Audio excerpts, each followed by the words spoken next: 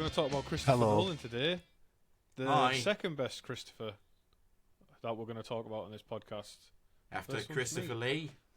Oh, no, I was talking about me. Oh, what about my dad? My dad, Christopher Smith. Who you famously love. A burner of Yeah. Pokemon cards. Hater of minorities. Trauma bonding. It was trauma bonding on some of the comments we'd had on social media about your dad burning the cards. Like, so I think Oh, that Well, really? that's good. reached people. That's nice that definitely. we've eventually just got past people hating us, and now they're No, don't be hating my silly. family. Is that It's still not happening? hate. It's not hate. It's just apathy, which is a lot harder to overcome. You know, neglect is just as bad as abuse. But this is Think Tank Kids. This is a podcast where two stand-up comedians and myself talk about all things a little bit odd in history and pop culture. Today, our resident but not practicing historian is going to take us through the films of Christopher Nolan. And I am excited because, well, we get to talk about Memento, which really kind of opened the doors for me. But before we get there, my name is Chris. My name is Ian. My name is Nathan. And like I said, it's an Ian episode. So, Ian, over to you, man. Rightio. I'm interested to see what doors were opened to you by Memento. But first things first. Christopher Nolan, rather famous film director of the modern day. And I thought it would be worth doing an episode on him because at time of recording, and I believe this is probably going out a week from where we are recording it, he has released a new movie based upon Homer's The Odyssey, a 4,000-year-old poem which obviously had no blacks or trans people in it, therefore has made quite the fuss on X, formerly known as Twitter, formerly known as Somewhere Worthwhile. But in spite of the howling and condemnations of racists, it's been doing really well. And rather than do what most other podcasts are doing and look at the Odyssey itself specifically, I thought it would be better to kind of like take a step back and just look at the director as a whole, because as I say, he's one of the most prominent directors of the modern age, arguably the best, if not one of the best, of the directors who are at the height of their career. Obviously, people like Scorsese and Spielberg are still alive, but, you know, what are they putting out nowadays? Exactly. So, I mean, that's a discussion for another time. But I think before we get into the meat of the episode, I'd like to ask my co-hosts, starting with our very own Christopher, about what is the first Nolan film you remember watching, either at the cinema or at home, and your general impression of the guy. It was. It's only Christopher. If I'm in trouble, that's the that's the social contract throughout my whole life. Yep. It was Memento. That was the first one I ever saw, and because I was in college around, like, I was going through secondary school and that when the Batman films were coming out, and then I was in college when the last one came out, but I never saw them till a bit further on. And Memento was the first one I watched, and I was like, oh, who was that directed by? And the lad I was watching it with, because I used to be friends with this guy called Alex, and one of our things we used to do was watch, like, interesting films at his house, and one of the other films we watched was like a Serbian film, like, you know, stuff like that. Right. But Memento was yeah. And you're no longer friends with Alex. I'm not. No. I can't believe you put those two films together. Like, one of them's not even a film; it's just fucking shit, and the other one's a Serbian film. No, that's a joke. Yeah, no, it was Memento, and that was the first time I'd kind of become aware of him as a director. So then when I watched the Batman films, I was just like, oh, this is fucking awesome. But and he's done his job as well. Is that I never think about him as a director when I'm watching the films, which when I was reading research for this episode, that's one of the things he wants. He just doesn't want you to think about who directed this. He just wants you to watch the film. And yeah. But Memento, I can't wait to talk about that because that opened me right up. Okay, another Wow. weird line of inquiry. Nathan, your first kind of dealings with Mr. Nolan. Mine was Batman Begins, 2005. I went to see it in the cinema. I'm a big Batman fan. Love Batman.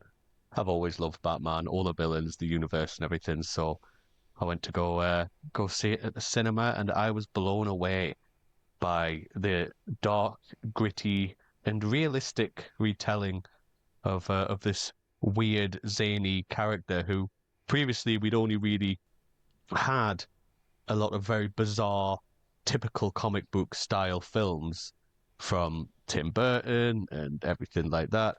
So it was really refreshing to get this relatively realistic side of it. And oh, it's class. The cast is incredible in it. Everything's so good. Cillian Murphy as Scarecrow is just unreal. And I fell in love with Nolan as a director at that point there and then. For my part, pretty similar. Batman We Begins didn't ask. We're not bothered. We didn't ask. All right, well, I'll move on then. Bye, everyone. Christopher Go on. Edward Nolan was born. No, go on, tell it. Go on. So again, my first Nolan film that I saw was Batman Begins. It was my first year of university, and again, just seeing it in the cinema was blown away. I mean, it's a very good film anyway, but it ramps up to a finish where you're just kind of blown away by like the final sequence with Batman and Gordon, not only establishing their relationship as permanent, but also him saying, "There's a guy with a taste for the theatrical like you." Turns over a Joker playing card. I'll look into it, and flies off into the screen, and just like, shit, I'm watching this film again and again and again. Oh, my student loan's run out. I'll get it on DVD and I'll watch it again and again and again. And then from there, The Prestige was only a year later. In terms of release. So it's like I saw that, and then I went back and found Memento on DVD, and that's at that point that was everything he'd put out before The Dark Knight came out. So from there, it was just a case of charting his career every time something came out. Not to say that I went to all of them, either through poverty or COVID or certain reasons. I didn't see certain ones in the cinema. But, always a director who's compelling to go and see his films. He always makes a point to try and make them compelling to go and see. As a one-man crusader to get people to go to the cinema to stop it dying out. So a one-man crusader for fucking IMAX cameras. As well. Like. There's that as well, absolutely. Gatekeeping IMAX. That's what he's doing. No, you can't see the film how I want you to see it because it's only available in a total of 20 cinemas around the world. That's not true. I'm exaggerating. It's available in a variety of formats, but the Odyssey was the first one that was completely shot in IMAX cameras. So if you wanted to get the entirety of the experience in IMAX, you can. As of yet, I have not. I might not. I don't know. If you do want the full experience of seeing the Odyssey, there is an IMAX cinema in Durham where people will throw sand in your eyes and stab you with spears as you watch it. Well worth the money. Is that called Kinren? God, I love Kinran. Yeah. I had a feeling you'd like Kinran. Yeah. I'm going to wait for the historically accurate one that Elon Musk said he's going to make using Grok. Yes. I'm waiting for that one. All AI, historically accurate, non-historical piece. It's going to be great. We're waiting for all the gay sex that everyone's going to be having. If it's historically accurate, it's just going to be fucking sucking dick all the time. I don't know if you saw this. Like, I posted on my other podcast account, because that's my main Instagram account, right? I posted on that one, and it was a meme where it was. Are you telling me that these guys were at sea for 20 years and weren't sexually active? Be serious. And the reaction image was a guy with a smile on his face, with his hand on another guy's shoulder, as if to say, "Come on." And it was. These guys were at sea for 20 years and didn't have sex. It's like, well, sit down while I tell you this. That's all they were doing. Yeah, that's all they were doing was sitting down on each other. Yeah. Sailors to begin with, let alone how long it took. Anyway, so Chris Nolan, born in 1970 in London. The son of an advert executive and a flight attendant, an American flight attendant. So he's half English, half American, and has dual nationality, growing up between the UK and Chicago. Which is that the flight his mum was on? So they had to be in the overhead cabin. Yeah, that's it's an unusual upbringing, but it worked for him, clearly. Is that not like that is the most Mad Men-esque, like, origin story ever, isn't it? It's like, when you think about it, yeah. Yeah, his dad's like an ad executive in first class. Like, "Hey, honey, can you dab this for me?" Well, born in 1970, so conceived in the 60s. And he had two brothers, one older, one younger. The more famous one is Jonathan Nolan, sometimes referred to as Jonah, who's a frequent collaborator. Jonathan Nolan actually wrote the story of Memento, which Chris then turned into a screenplay, and was the co-screenwriter of The Prestige, The Dark Knight Rises, and Interstellar. He's also famous for launching his own show called Person of Interest, which was very well received back in the day. I didn't watch it, but there we go. Now, his older brother, Matthew, who people don't know about, is because he's a Chicago-based property developer with a lifestyle blogger wife and two kids. Boo! Fucking boo! Hang on. He's also a hitman. Insofar as he was on the run from the FBI and Interpol at the height of Christopher's success with The Dark Knight, for the death of an American accountant in Costa Rica. And when he was eventually caught, he was imprisoned in Chicago and awaiting trial for extradition to Costa Rica. And ultimately, America refused to grant the extradition there, and he now walks free amongst the populace today. But not before he was given an additional prison sentence for being found, whilst awaiting his extradition trial, with all sorts of paraphernalia for trying to escape prison. So it's almost like Matthew Nolan is trying to get his brother to do a biopic on his own life. Because he's a fascinating man. Yeah, he was like Jonah is having a bit of writer's block recently. Chris needs a new project. He's not he's not the brother we deserve, but he's the one we need right now. Oh, I like it. Yeah. What the fuck? I know. I write, I direct, I kill. I mean, I've got two younger siblings, and they used to look up to me when we were all kids. Nowadays, I'm just the failed drunk who's exiled himself to the north. But that's almost the perfect cover for being a hitman. And that's all It I'll is, say. yeah. Yeah. Fair enough. So, let's get on to the filmography.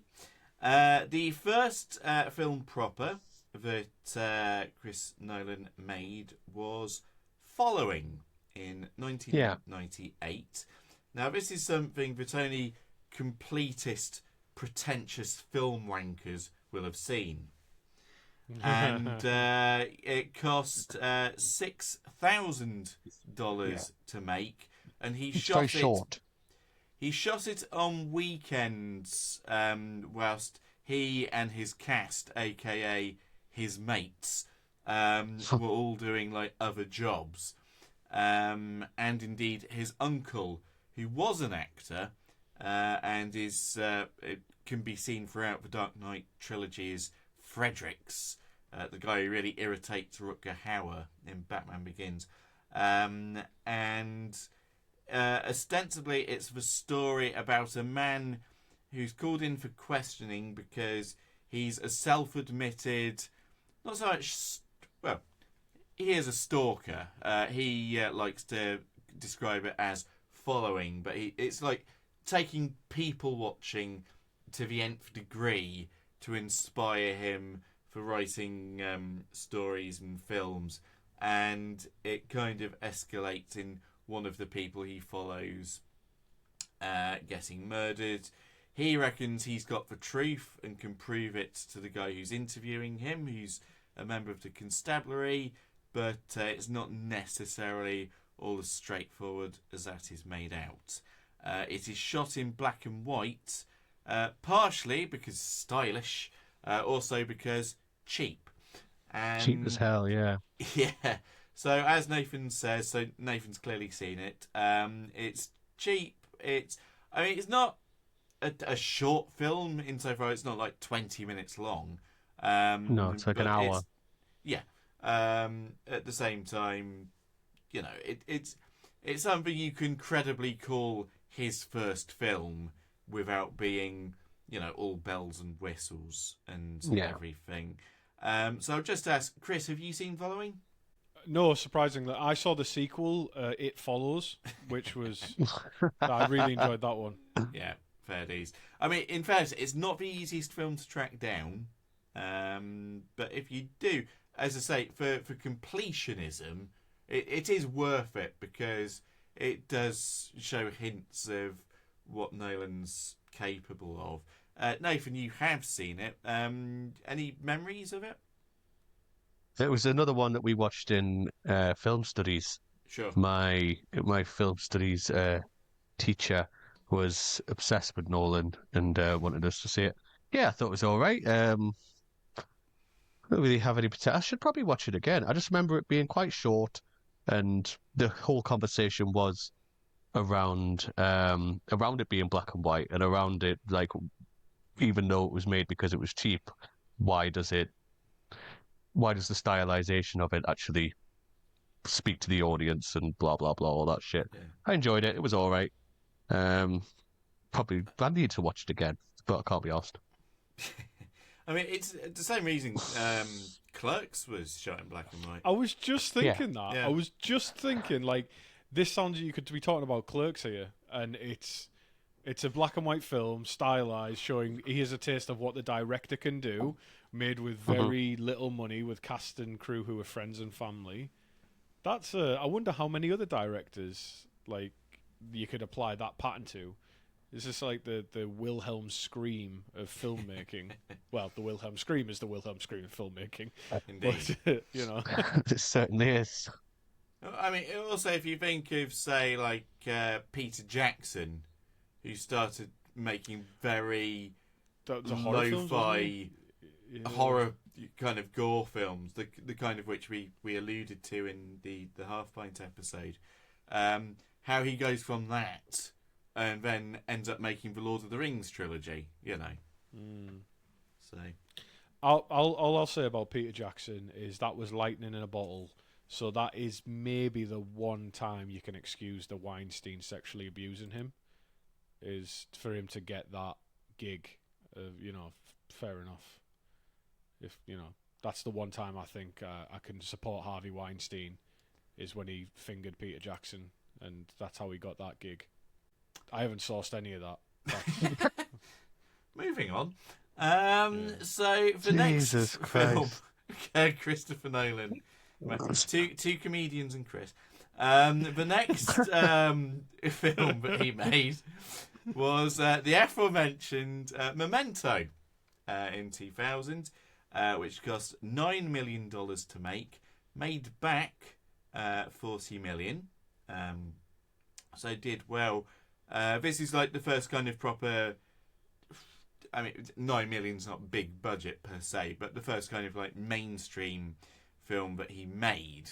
I say mainstream insofar as there are named actors in it. It stars Guy Pearce and Carrie-Anne Moss and Joey Pants, her co-star from The Matrix. And it was difficult to find a distributor for the film, but once it did, it really took off, around select cinemas, and enough to make $40 million ultimately, and then it really found a life when it was released on DVD. Not least the fact that the extra features allowed you. One of the things, if you have the DVD, is it can play the film in complete chronological order, which in and of itself is a headfuck.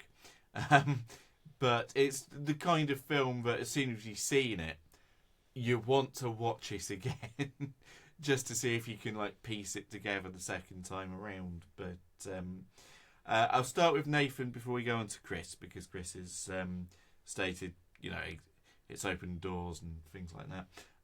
So Nathan, when was the first time you saw? So clearly not in the cinema, but was this part of your film class or?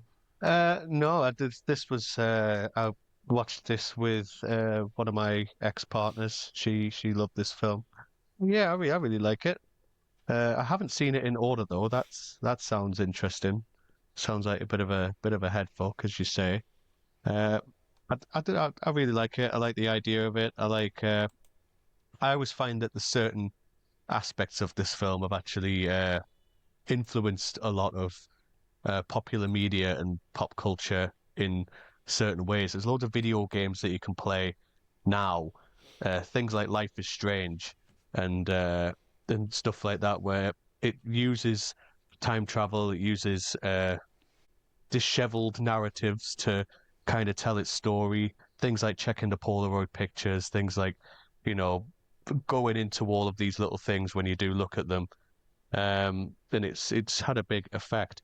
Did you know that they were planning on making a remake of this film? No. Why? Yeah, I don't know why. Like... Yeah, I know. I'm not sure. It's not even that old. I don't get it. The rights were acquired by Ambi Pictures. Yeah, you definitely don't mean Nolan's planning on remaking. Don't mean Nolan. No, that's not his thing. The rights were acquired by Ambi Pictures, and after they purchased the exclusive media group film library, which included Memento, but the remake project has not moved forward at all and hasn't been confirmed as active or complete. So hopefully it stays in development hell forever. It's one of those things that does not need to be touched.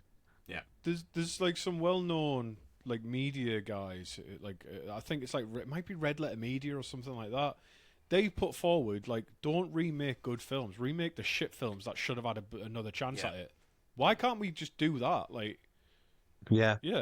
Well, we are. The Room is coming out again. Yeah, exactly. Who's that attached to? Who has been doing that? It's Bob Odenkirk? It's Bob Odenkirk. Bob Odenkirk. Mm-hmm. Yeah, that's it. Yeah. Yeah. Oh, hi, Mark. I was planning on. I think it would be a good stream to have. I was going to check if we'd get copy striked or not, to just watch The Room together. The original Tommy Wiseau, The Room, and we'll watch it because it's not that long. It's No, I'd like that. the most of it's the 20 minutes of the same sex scene over and over again. The way it works is we'd be able to watch it together and like just do a podcast on it, and Spotify would be okay with it. YouTube, if YouTube hears any of the audio, YouTube would not allow it. But if we just keep it as a commentary track, then yeah, we'd be able to, no problem. 'Cause I've done Well, that. to be fair, well, we get like one view on YouTube anyway, Yeah, exactly. Fuck 'em. so we'll just not put that one on. I'm just But, there because yeah, I like Memento. wanking to my own face. Yeah, same. Memento, great, love it. On to Christopher, more in-depth love and glazing. Memento, yeah, it right. So do you know we talked about how I used to, like when I was a bastard, I was a horrible cat child, and like I was evil. Well, in some ways, that was like the Majin Buu of me, and then the Kid Buu version of me was me at college, a pretentious, fat asshole. And so, Do what you shit- understand these references, Ian? Sorry, Margin Boo and Kid Boo. Majin Buu, what's the matter with you? You don't act like the other Martians do. You wear a disguise to look like human guys, but you're not a man, you're a chicken, Boo.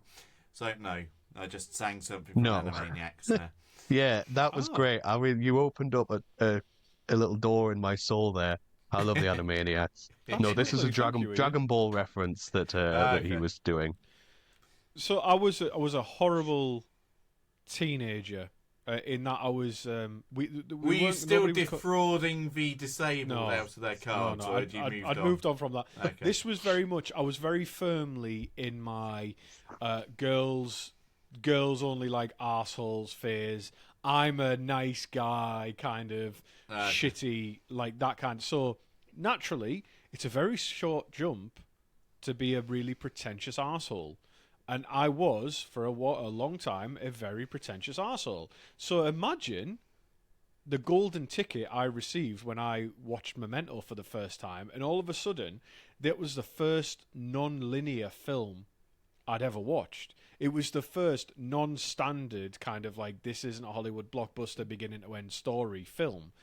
It was the first time I'd ever watched a film that really forced me to think or presented the narrative. It was the first film I'd watched that trusted me as a viewer to watch the film and be like, okay, pay attention and put this together, kind of thing. Or it's the first film I can remember watching like that. So having that narrative structure where everything's like you work backwards through the scene to the end, and then you go to the next scene and work backwards through the scene to the end, and the end of that scene is the beginning. You know, like it's a really fucked up narrative structure. And then you've got the black and white bits, which are chronological, right? So we had all that.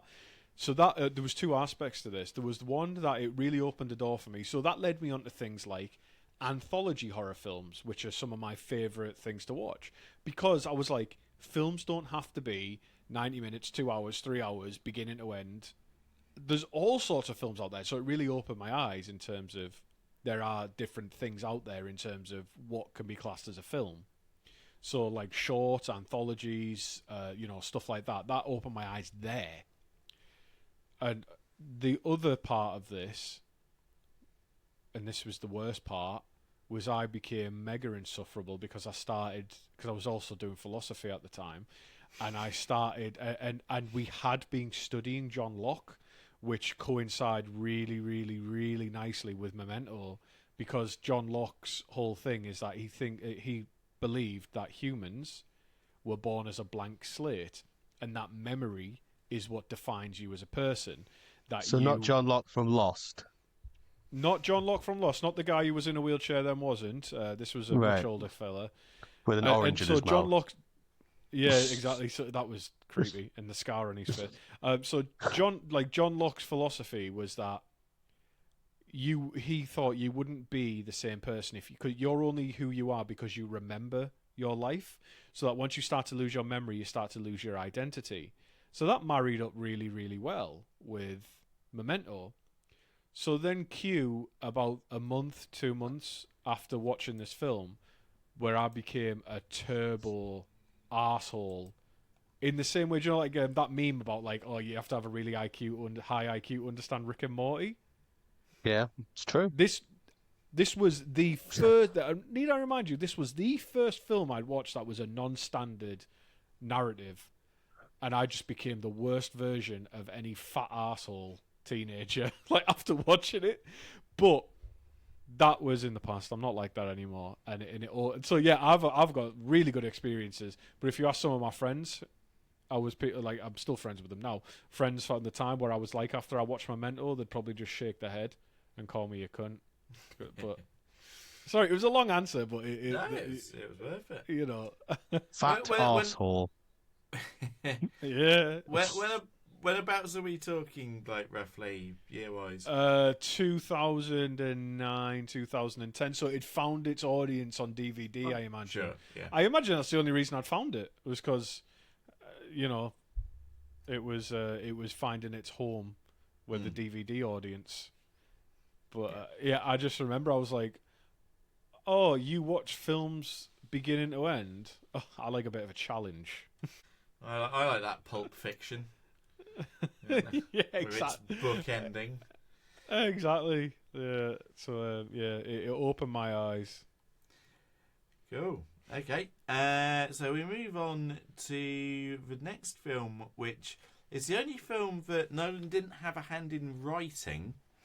It's the remake of a Scandinavian film called Insomnia, which stars Al Pacino and Robin Williams, in which Al Pacino is a police detective who is mixed up in internal affairs as he goes out to a very remote part of the world to try and solve the murder of a girl, and ultimately the killer not only gets to know him, but also finds out about the fact that he's being investigated, all of which plays on the weary mind of the protagonist.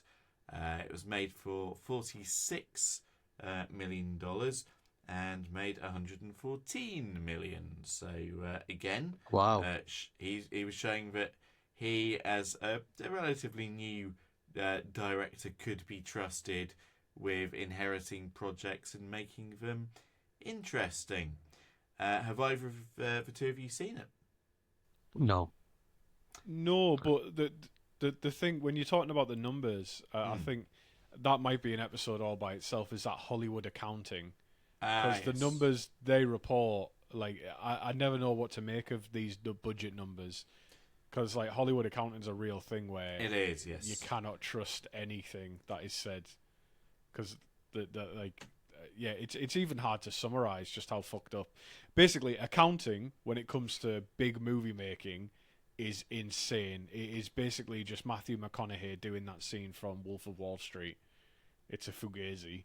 It's so yeah. It's I don't know. This sounds good, but it's not the easiest of films to track down nowadays. But as I say, your main stars are Al Pacino and Robin Williams going through his kind of serious actor run. Yeah. So it was around the time. Yeah. It was around the time he was also doing 1 Hour Photo, where he oh my god, that film, Jesus, an obsessive man who worked in a photo development lab. What a moist-eyed camera hogger. But this way, he's not doing a lot of his typical quick improvisation kind of stuff. Not anymore. No, no, but not then either. So if you can see it, then you've got Hilary Swank in a supporting role as well. So it's got a very good cast, despite the fact it's not like a starry kind of film. And interestingly, none of them actors that Nolan would work with again. Again, Robin Williams is obviously unavailable, but there are. But again, if you can find it, definitely worth going out and checking out. After that, because, funnily enough, he was in the frame to direct, which is funny on the basis for his current film is The Odyssey. He was in the frame to direct the 2004 movie Troy. No. But Awesome ultimately it didn't happen, and it went to Wolfgang Petersen instead. And despite the fact that Twitter holds it up as the glorious example of everything the Odyssey should be, notwithstanding it's about the Iliad, I remember quite enjoying it, whilst acknowledging it's quite a flawed film at the same time. It's got a very kind of fun cast. You've got Brad Pitt in the best shape of his entire life as Achilles. And then Just you've glistening. Just fucking glistening. Eric Banner as Hector. You've got Orlando Bloom as Paris. Brian Cox, not that one, as Menelaus. Professor Brian Cox. I know. Imagine him as a Greek warlord. You can't, can you? It's a very interesting, fun film, which I don't think even pretends to be accurate to the Iliad. But No, there you it's are. like it was Hollywood slop before Hollywood slop was really Absolutely a thing, wasn't it? It's a absolutely. popcorn film. I went to go see it in America. We Okay. were over in America at the time, and it was out before it came over here. So that was that, and Shrek 2, I think. Um, if Nice. the years go, I do believe that that's how it worked. No, I enjoyed it. It was Well, the decent, years they do start coming and they don't stop coming. So. and they don't stop coming, and they don't Yeah. stop coming. But like you're right about Troy though, because like so Troy, right? I always hold it in the same regard as The Mummy Returns and Scorpion King. Sure. Basically, just anything from like that 10-year period to do with sand is a film I would watch on the same night. Like, just they're just fun. I will don't say- like sand. film. It's rough and it's coarse and it gets everywhere. You like that sand film, do you, Chris? Don't like June though. Okay. What? No, I do What like did June. June ever do to you? Anyway, June's great. so in that he couldn't go on and direct Troy, Warner Brothers tapped him up to reboot, as Nathan alluded to, the Batman franchise that had been dealt something of a death blow in 1997 by Joel Schumacher's Batman and Robin. And God. whilst Great I will die on the hill of Batman Forever being a really fun film, because I was 10 years old when it came out, and it had its UK premiere in Leicester because a Warner Brothers cinema was being opened there. Unfortunately, I was on holiday in Norfolk at the time, but that's by the by. And now I'll never meet Val Kilmer. No. I know, that famously lovely, down-to-earth actor Val Kilmer. But anyway, so he was given the brief to reboot the Batman franchise, which resulted in 2005's Batman Begins, with Christian Bale in the title role, ably supported by Michael Caine, Gary Oldman, Morgan Freeman, Cillian Murphy, Liam Neeson, What a cast. Casey Holmes, and Rutger Hauer. So Yeah. Was Katie Holmes the one who was held captive by Tom Cruise for a few years? Yeah, that's the one. Yes, Yeah. she Rutger gained fame Hauer on also- a TV show called Dawson's Creek. My favourite Rutger Hauer film is called Hobo with a Shotgun. Oh no! Have you ever seen it? Yes. I've not heard of it. It's great. You should watch No, it. it's not. It's the fucking worst Rutger Hauer film I've seen. Definitely. It's wonderful. Yeah. I used to work at BT. Is he going to say and- Blade Runner? Is he going to say, so one of his Dutch films like Soldier of No. No. It's going to be Hobo with a fucking shotgun. hobo with a shotgun, isn't it? It's great. I used to work at BT in the call center, and we had TVs all the way around. And we had the BT Vision, which was the TV thing, but we only had one remote, and it controlled every TV.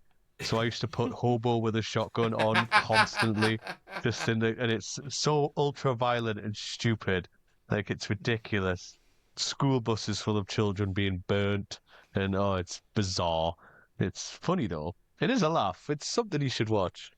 Please don't Good watch lord. it. For your own sake, your own sanity. Anyway, Batman Begins, again, Nathan and I touched on it. It's a really, really exhilarating Batman film that is not silly like the previous ones and has a stellar cast. Everyone's acting their socks off, and it just ends up getting you really excited for what might come next. Notwithstanding, Nolan was like, it's probably a one and done. And then he had to be persuaded by the producers, what with a lot of money, to come back and then make it a trilogy, even though he was probably contracted to do multiple ones. Therefore, a liar like his Hitman brother. But it cost 150 million because it's a Batman film. It made 375 million. So, again, was doing well. And showing that a serious approach to Batman could make the money. Chris, you'd say you have seen it. Oh, many times. Oh. Batman Begins, I don't enjoy as much. It's still fantastic, but like just compared to the two that come after it, it's like my least favorite. But it's like there's not much in saying that with a Nolan film. Like your least favorite Nolan film is still miles better than most other films in general, in my opinion. I think I appreciate it because it walks so that the Dark Knight can run. Oh, it's fucking great. Like, Yeah. like don't get me wrong. It's like one of the best lines in the entire trilogy is I don't have to say. What is it? It's like I don't have to kill you, but I don't have to save you, or something like that. When Liam Neeson's on the train, Sure. he's on the monorail. You know that bit was amazing because again, it's like we'll come back to it again. Being a bit of a philosophy wanker at the time.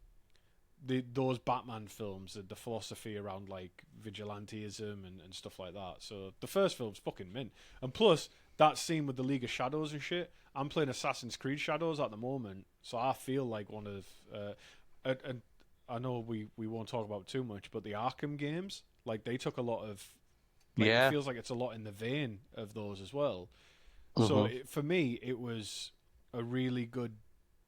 Like, I appreciate it for the glimpse into Batman's universe. Yeah. It's fucking awesome. They're all fucking awesome films. But I don't want to blow my wad talking about this too much when we've got the Dark Knight and Dark Knight Rises to come. You know. Yeah. I would put Batman Begins in second place in the Batman films. Dark Knight being the first, Dark Knight Rises being third. But once again, as Chris says, all three of them are brilliant. So Yeah. There's not much in it, like, is it? When you say like, oh, that's my least favorite Batman film from Nolan. You're like, oh, that's my least shiny diamond. yeah. Speaking of that, quick aside, Nathan, have you seen that a mysterious Mew card has appeared that nobody can verify whether it's real or not? No. It is hot off the press. There is Pokemon Scalper news. A 30-year-old Mew card, reverse RGB or something, reverse holo or something like that, has appeared, and nobody can quite figure out if it's real or not. But it looks to have all the hallmarks of being real. Very interesting. That's the end of the Pokemon update. Sorry. No, never heard of it. Okie dokie. Right then.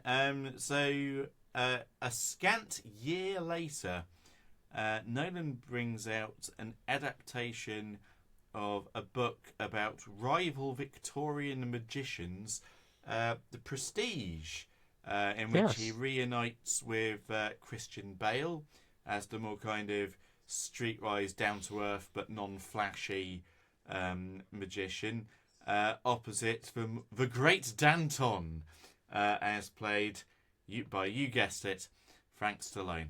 No, Hugh Jackman. And it is a tale, again, non-linear tale, about how the obsessive rivalry between the two men ultimately destroys them both. Co-starring David Bowie and Michael Caine and others. And Andy Serkis as David Bowie's servant. Yeah. Have both of you gents seen The Prestige? Yeah, Yes. I liked it. I enjoyed it, but I also realised until you started talking about it, I've replaced it in my head with Now You See Me with Jesse Eisenberg? Yes. The other magician film. The other, well, there's fucking two. Well, there's three if you count the Robert Webb and David Mitchell one. I was going to go for that one, yeah. Yeah. There's not that many films about magicians. Rival magicians films, yeah. Yeah.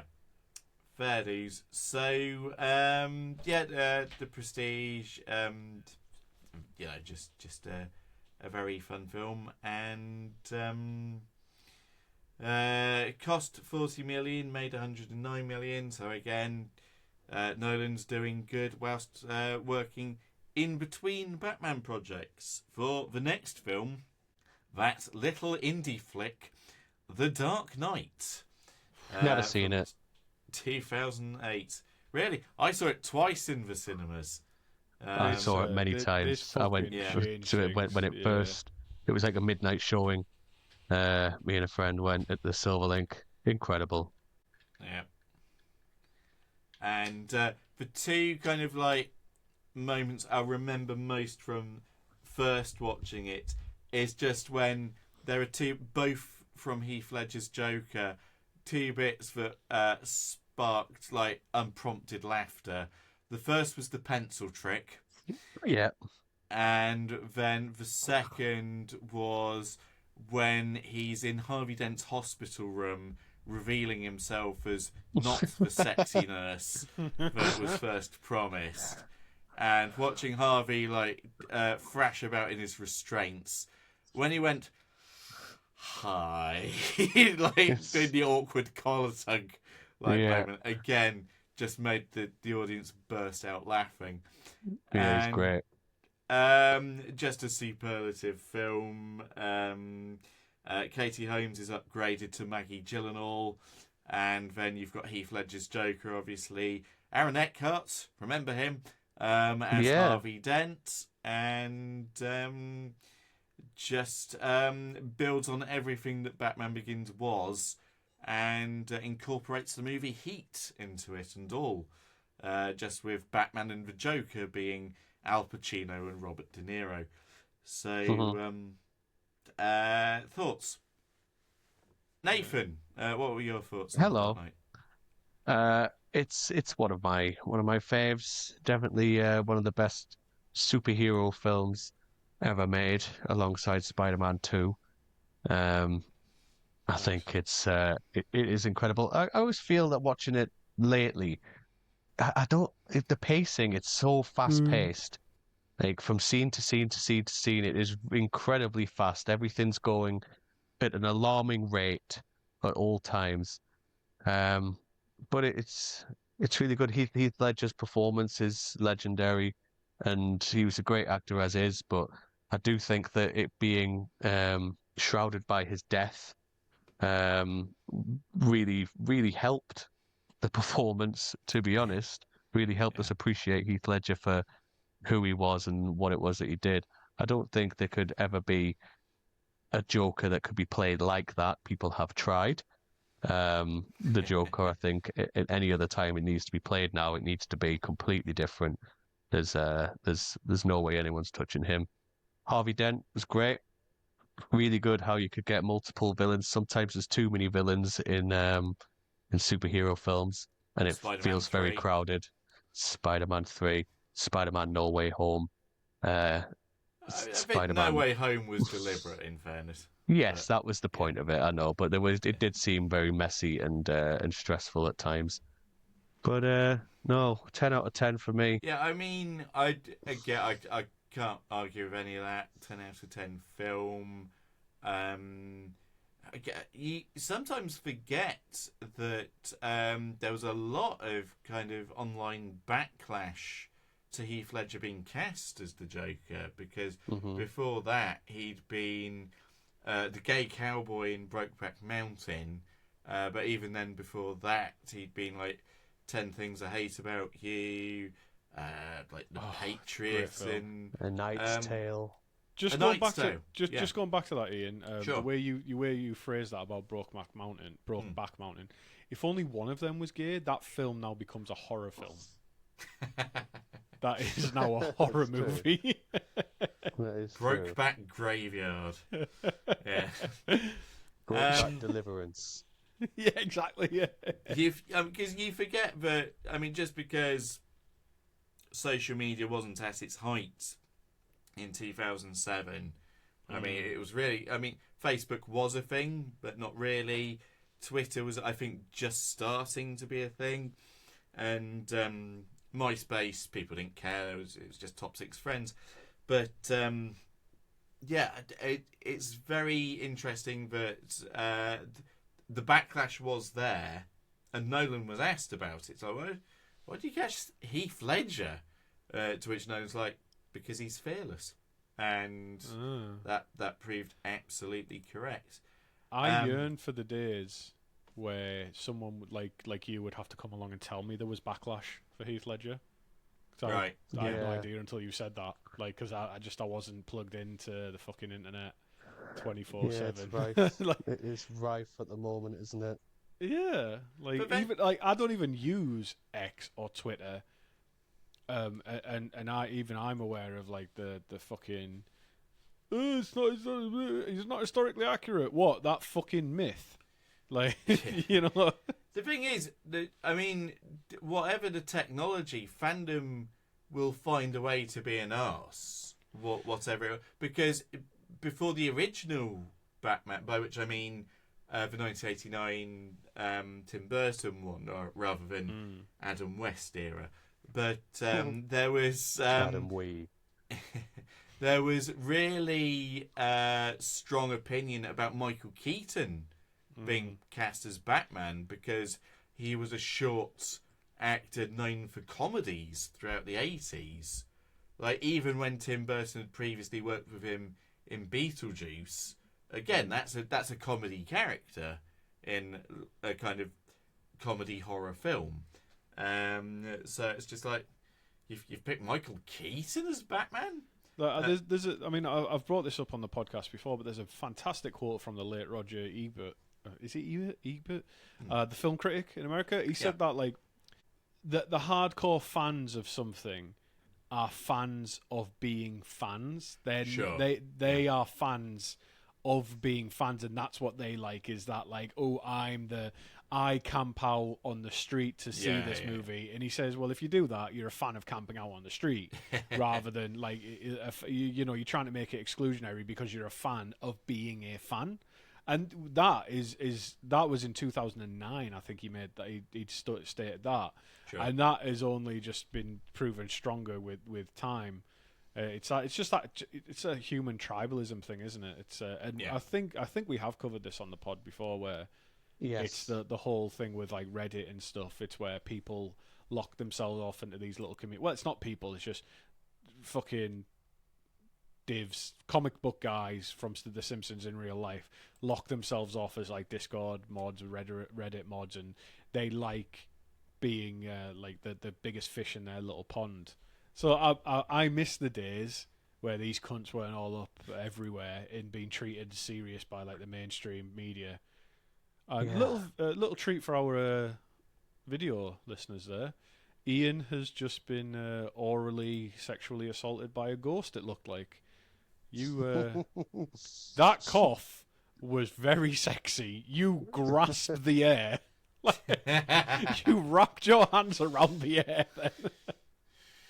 I saw your tongue twist, sir. Well, there we go.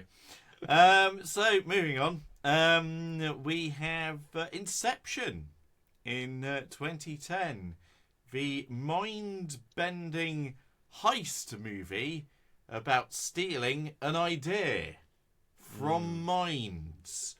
And again, Yes. it's a kind of Nolan Ocean's 11, but with Leonardo DiCaprio and others. Yeah, Tom There Hardy. was other people there. It was great though. Like this, so 2010. This was when like I'd watched Memento.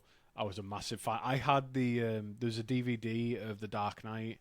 Well, that was like holographic one with the burning bat symbol. Yeah. Was it the burning one? Yeah, I think it was a burning Yeah. bat symbol in The Dark Knight, where like you moved it like that, and I remember getting it from HMV, which was that for those listening, for the archaeologists listening, it was a media store where you used to go and buy physical media, Physical media. and it became shitter over time. But it's our one last best hope against having to rent everything from studios. Yeah, you will own nothing and you will like it. Is That's why I'm not a gamer anymore. But yeah, so it's a wacky metaphysical heist film, and I'm not typically a fan of heist films, but I love them. this one was No, I like it. interesting because It was very interesting. It had pretty much everything. It was going. Well, the whole point of it is going levels and levels and levels in, making you feel very uncomfortable, very uneasy, and a bit confused throughout the entirety of it. Trying to get a little bit lost, and then when eventually you're brought back into what you think is the real world, you sort of think, oh yeah, this is where it all started. This is where we all began. And then there's the ambiguous ending, which he became quite known for, Nolan. Even the Dark Knight's ending of Harvey Dent, there's still people talking. Is Dent alive? Is he dead? Which side did the coin flip? Blah blah blah. It's still like up in the air, even though I don't know. I think it's pretty obvious. I think it's one of those things where it just, I think he died. yeah, But yeah. But yeah, it's that, and it as time goes on, you come to appreciate these things more and more, because it's that trusting you as a viewer to not hand you everything and not explain everything to you. It's like, leave some ambiguity. Sure, like, did Harvey Dent die? Did he not? Like, was it a dream at the end of Inception still? Was it not? If I Just see your changing ankle position. wrap behind your head, Nathan, I'm ending this episode. And I'll be starting to stream on OnlyFans. I am What very does he bendy make- for a big man. Watch as he makes a vape pen disappear up his anus. The magic trick. It's a visual treat today for our It video is. listeners, video watchers. we're gonna make this Voyeurs. vape pen disappear. Yeah, Up the my Inception. anus. Inception was cool though, and it had a very, very, very big impact on pop culture. Like immediately, didn't it? Like it was parodied everywhere. Inception became a fucking noun. Was it? Was it a noun? Pronoun? It's something like it was. What it was? It became. It wasn't a verb because you didn't do Inception, but it became a noun basically. Like it became a descriptor in the English language that's still used now. Like There when were you're no talking about, pronouns back then. there was none. No, we all Pronouns just didn't exist. Which is interesting given Elliot Page, but yeah. was oh yeah, were they in Inception? Yeah, pre-transition. Then Ellen, yeah. fucking great. Juno was a great film. Love the soundtrack. One of the best film soundtracks. Juno's really good. Love the films. Take it or leave the film, but the soundtrack's unbelievable. I really like when Ellen transitioned into Elliot Page. I like how the Umbrella Academy dealt with that, because they were in that film, and it was the point that it happened. There was a new season started. They said, "Oh, by the way, they now want to be called Victor," and everyone else was like, "Okay," and that was that. Yeah, That was how I they dealt mean, with it. Yeah, I mean, it's a bit of a tangent, but true equality is a shrug, Yeah. isn't it? Like, true equality, all right, fine, all right, we've got other Well, shit it to was do. written by Gerard Way, and he's a big ally, so he would have just been like, yeah, just make them shrug it off. It's the way it is. My Chemical Romance, Gerard Way. Yes. Wow. Okay. We Oh, will that go guy. into him at some point. He is a very cool guy, and he has his fingers in many pies. Okay, sorry. Let's not go off track. Sure. Yeah, Inception became the Inception on pop culture, like the impact cannot be kind of overstated. It was crazy, and it still lasts now. Like, it is still like, if you say to someone, "Oh, it's like Inception," people know what you're on about, even if they haven't seen the film. Mm-hmm. It's very, very interesting. It may not be able to be overstated. It can be quantified, because this, for a first Nolan film off of his own back since Memento, he was able to secure a budget of $160 million and made $839 million. The Dark Knight made $1 billion, but that's because it's Batman versus the Joker. Whereas this was an original Nolan project, and it made not that far off $1 billion. So clearly Warner Brothers is like, defo our golden goose. We'd be mad to do anything to drive him into the arms of another studio in, let's say, 10 years' time. Inception was then followed by The Dark Knight Rises in 2012. I'm of the same opinion as Nathan. I think it's the weakest of the trilogy, but it has a very kind of satisfying conclusion. I mean, you're both As wrong. if but you continue. look at all of the films individually, thematically, and then look for all of the consistencies throughout, is the fact that the Batman was always a symbol to be whoever the city needed him to be, to stop the people going mad. And therefore, if it means painting himself as the villain and going into hiding for X number of years, then so be it. The fact that Bruce Wayne conveniently pops up on the scene at exactly the same time is neither here nor there. There are new characters in Anne Hathaway's Selena Kyle, aka Catwoman, Tom Hardy's lovely voiced Bane, and and Marion Cotillard as Miranda Tate, with connections to the League of Shadows, as run by Ra's al Ghul. And I'll say no more if you've never seen the film. But I mean, it's only been 14 years. I know, yeah. It's only been 14 years, and it's a very, very well-known character. Yeah. Bear in mind, Talia. I was worried about spoiling Casablanca, which came out in 1942. To be fair though, you're dealing with two fucking troglodytes. Like, I watched that, so like. Well, you said do. it. Yes, it's the end part of the trilogy, and again, I think it's got the odd problem here and there, but it's like slipping on an old coat, just seeing certain characters just come back out of hiding, and I mean, even like the cameo of Cillian Murphy throughout, it's just like, oh, that is so welcome. And that is so fun as well at the same time.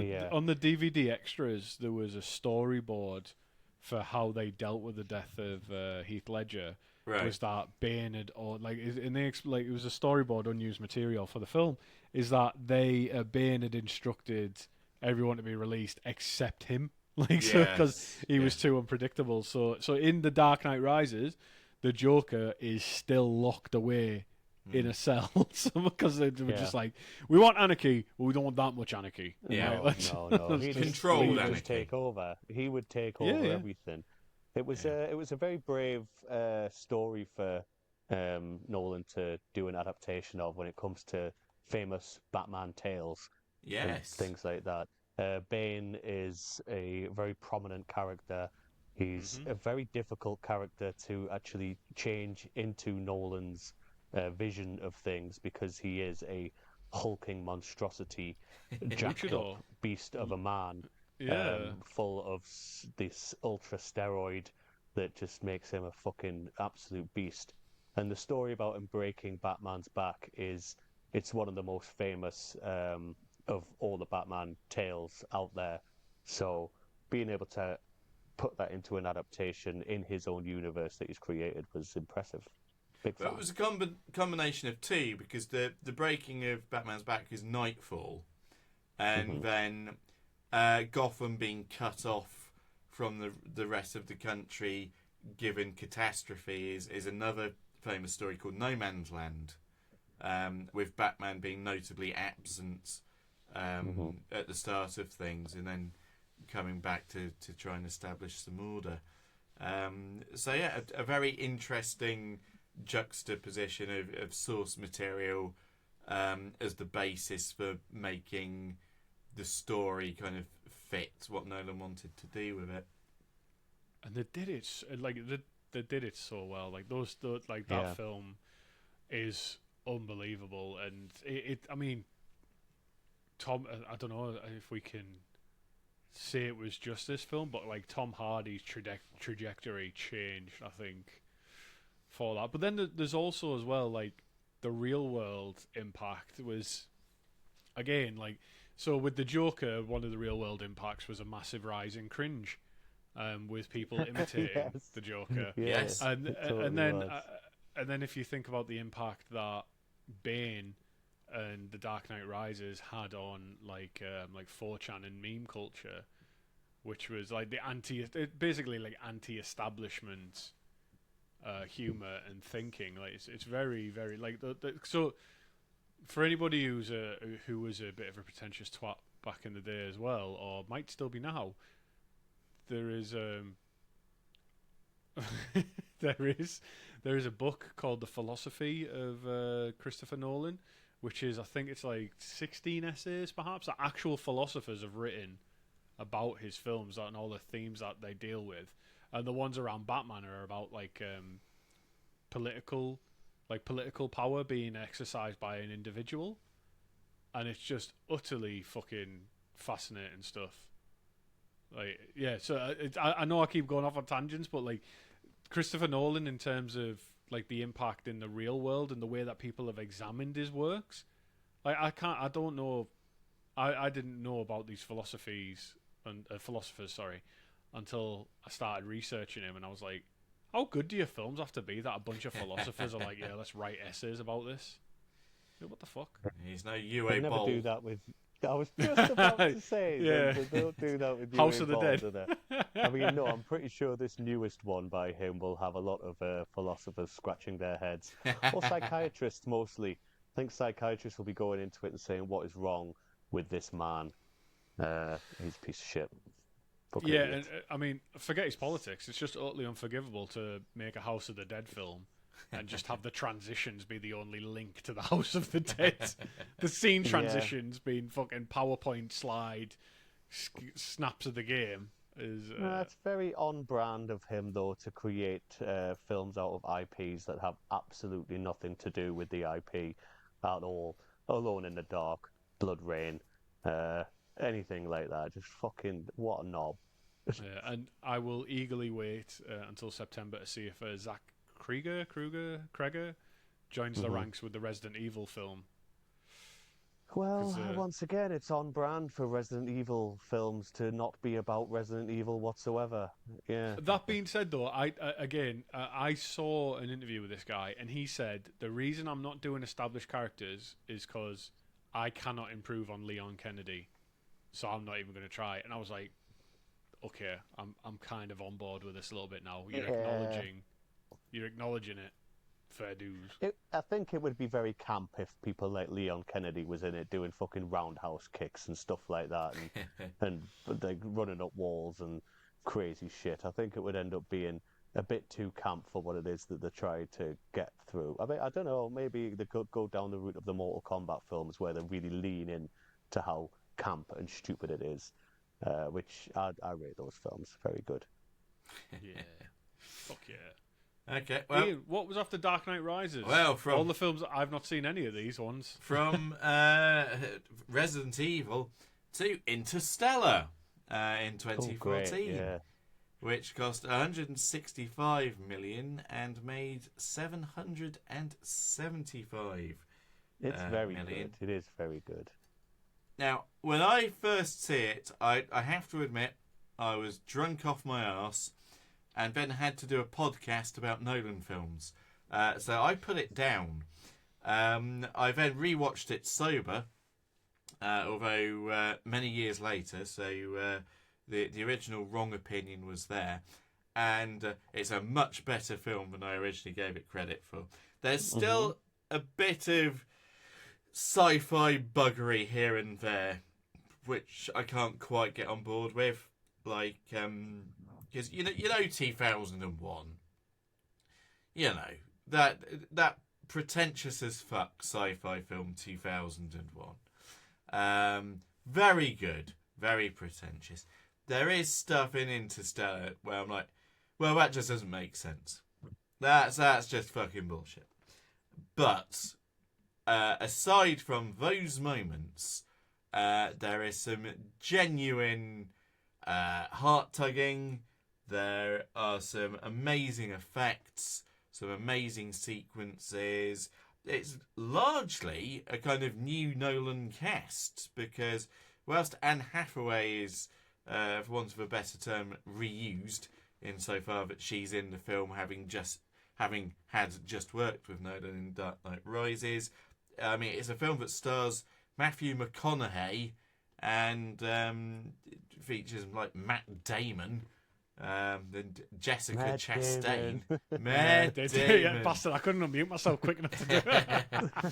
Matt Damon. And a very young Timothy Chalamet as well. He's got a big willy. He grows up the into chief the... twink. I found out from my brother recently the problematic Casey Affleck. Because apparently Ben Affleck isn't the problematic Affleck brother. Who'd have thought?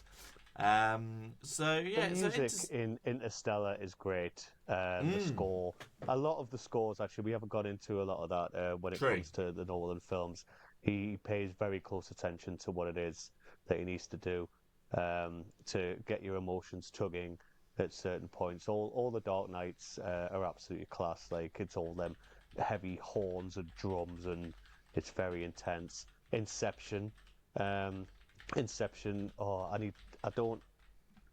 want to talk about it, but I haven't got the exact thing in my head straight away. But there is something very particular that he does throughout the whole film, and I believe it's the same song that they go to sleep when they're listening to, the same beats, the same tempo, and it's just drawn out each level that they go.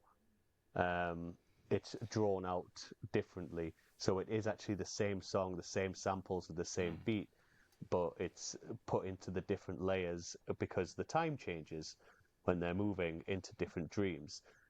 So it is very clever. He's a clever boy. Je ne regrette rien.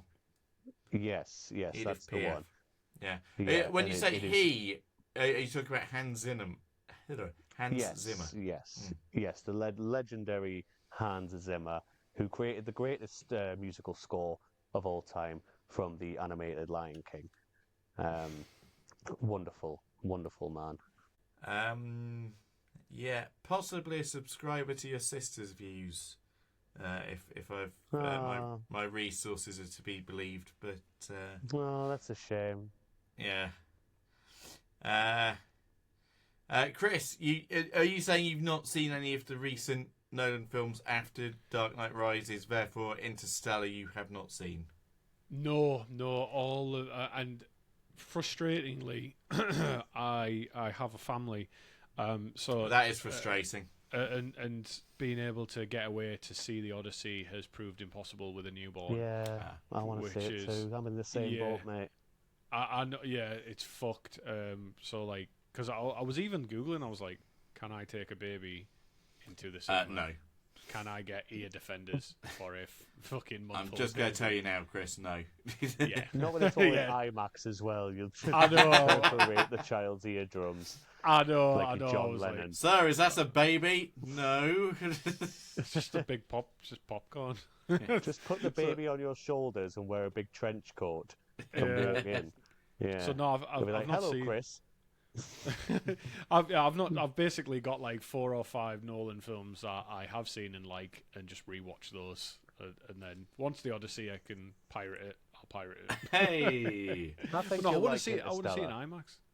Yeah, If you like probably sci-fi, you'll probably Okay. like Yeah. Interstellar. I The think la- you'll well, like Interstellar. the last film I went to see at the cinema was Project Hail Mary, so I love Okay. sci-fi. Yeah. Oh, Cool. yeah. Okay. but Well, I'm useless from here on out. Sorry. well, if you like war films, Dunkirk in 2017, which was an exploration of the famed historical event of trying to evacuate as many of the Allied troops out of the aforementioned Dunkirk before them Jerrys got there. And it looks at the struggle to do so via land, sea, and air. One too many drowning sequences for my liking, but that notwithstanding, you've got Kenneth Branagh playing an admiral, waiting for ships to come at the beach. You've got Harry Styles as one of the 3 young protagonists trying not to die. And you've got Tom Hardy as our airline pilot, whilst Mark Rylance leads a flotilla of ships across the channel, picking up a very shell-shocked Cillian Murphy along the way, with Barry Keoghan there as well. They're basically carry-on films now, aren't they? You're just getting all the same cast in. They're all playing different people, but you're like, hey, there he is. There's Sid James.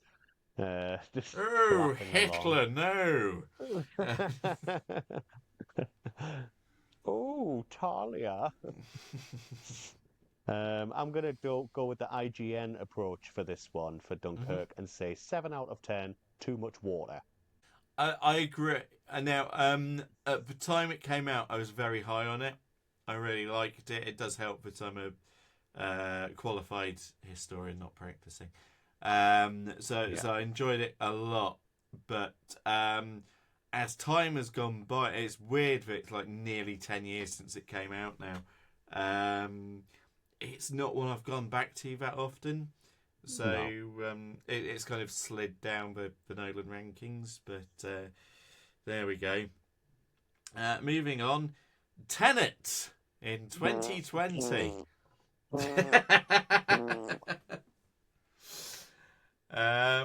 A confusing film where Shit. think crime and war, but a lot of it's in reverse. It pits Denzel Washington's son and Robert Pattinson against Kenneth Branagh for reasons. And it came out during the pandemic, so that affected its box office, although some would say that it helped cinema stay alive. It cost £205 million to make, made only 366 million, but again the pandemic. So it was like the closest thing to being a flop that Nolan's had in his career. I would agree with you, Nathan. It's not the easiest film to get into. No, I have my opinions on this film. Once again, the score is crap. It's rubbish. Hans Zimmer, he didn't do anything with this one. It was the one of the only times that he hasn't collaborated with Zimmer. For some reason, the film ended with a fucking Travis Scott song, which really pissed me off. It was too loud and just overbearing. It was awful. It really, really sent it on a tizzy. I just thought the story just made no sense. all of the motivations for the story were just stupid. And I actually thought I was waiting for a twist, and that the real explanation as to why everything was happening was going to be explained later, but it just didn't come along. I feel that Nolan usually, it is usually quite accurate when it comes to his sci-fi, even though there are silly things in Interstellar and in Inception and things like that. The pseudoscience part of this was just it was like it was based on completely fucking nothing whatsoever. A big pile of dump. Fucking stupid. Get rid of it. So, Chris, Nathan's basically saying don't stick it at the front of your queue to No. Yeah, catch up yeah. on. It sounds a bit. Sounds like I might be better off putting my efforts elsewhere with that one. It's Maybe go and watch the Hobo with short a film. shotgun instead. Oh, don't do that. Oh fuck! I'll just rewatch House of the Dead.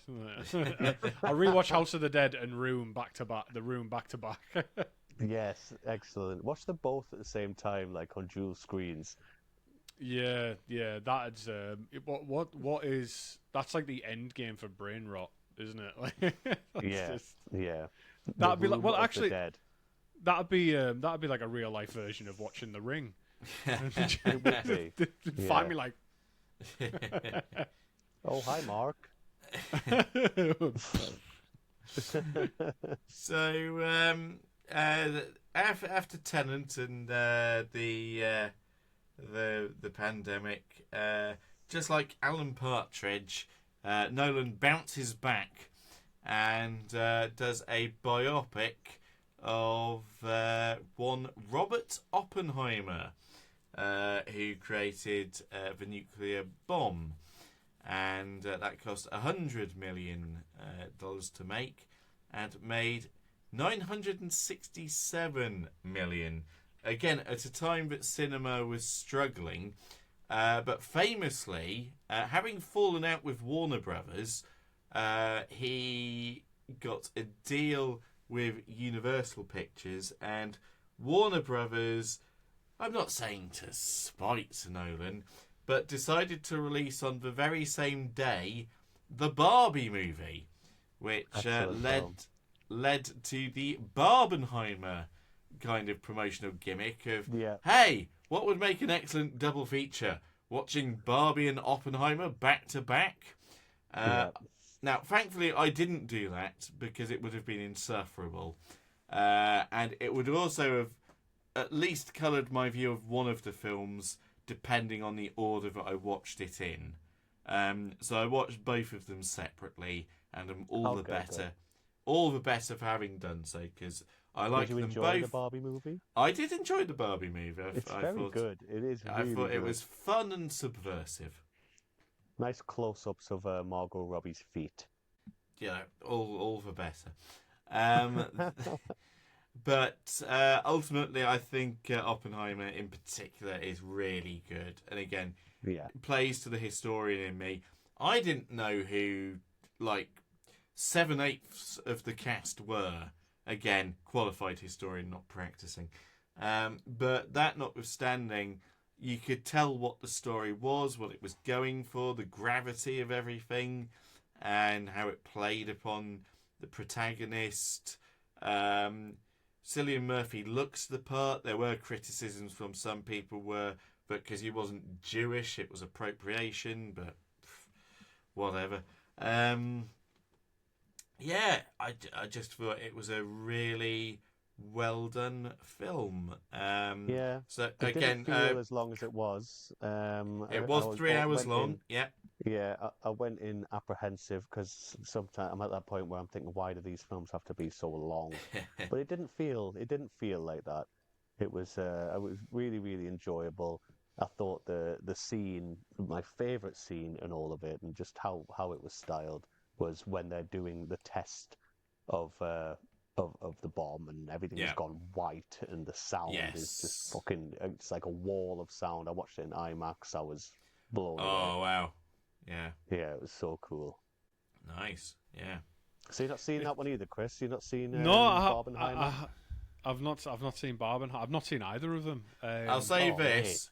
I'll say this. Watch Oppenheimer before you watch Tenet. Yeah. Fair enough. Yeah, I've Tenet. just.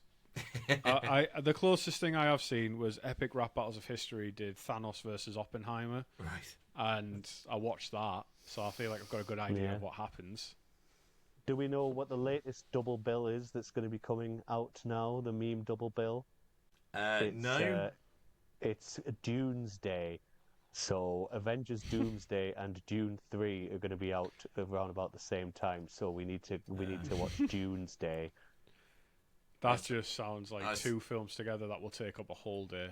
I still need to watch the long. first few Dunes. Oh, they're really good. Yeah. Oh, They are really good actually. Wow. Yeah. They're quite faithful to the spirit of the books as well. Yes. I just Despite can't get getting past into the part where the books are getting silly now. But yeah. Yes, the books get very silly very quickly. Like the Bible. Okie dokie.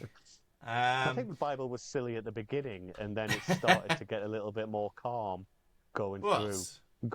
God was very angry in the First Testament, wasn't he? And then the Old Testament. yeah. No, the first one.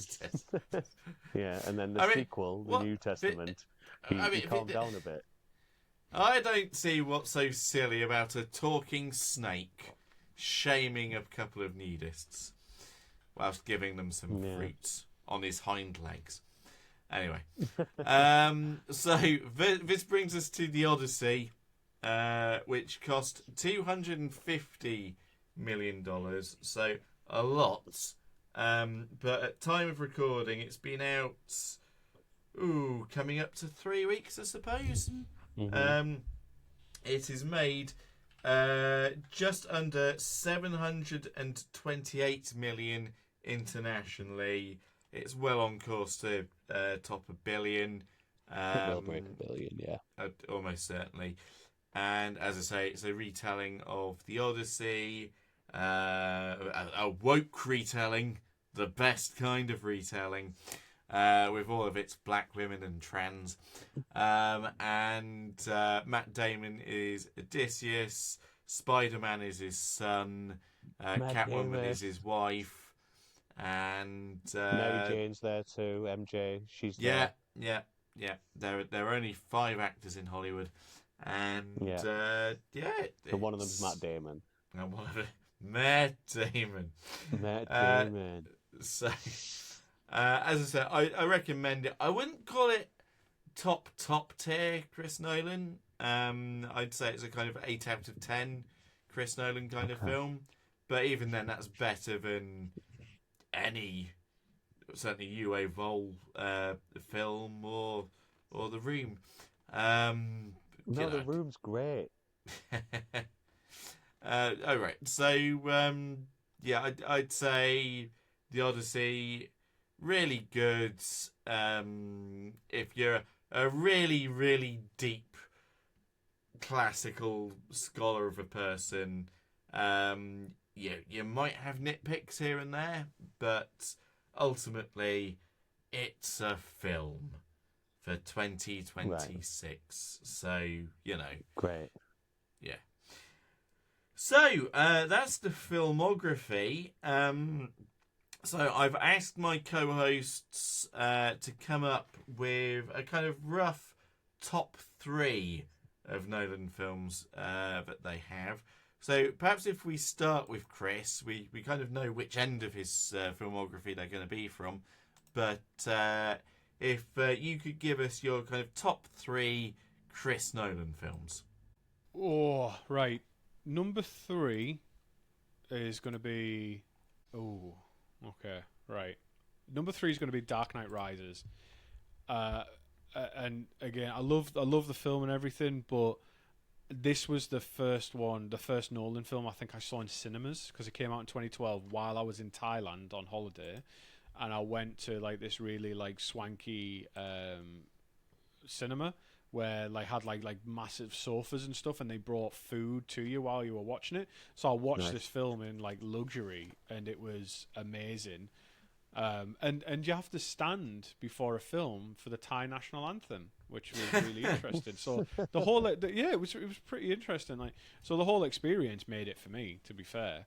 But then it's like the fact that it lived on for years afterwards with the memes and stuff. Like, you're a big guy, for you, like stuff like that. That's something I still like quote now. Sure. Then Anne Hathaway as Catwoman is just wow.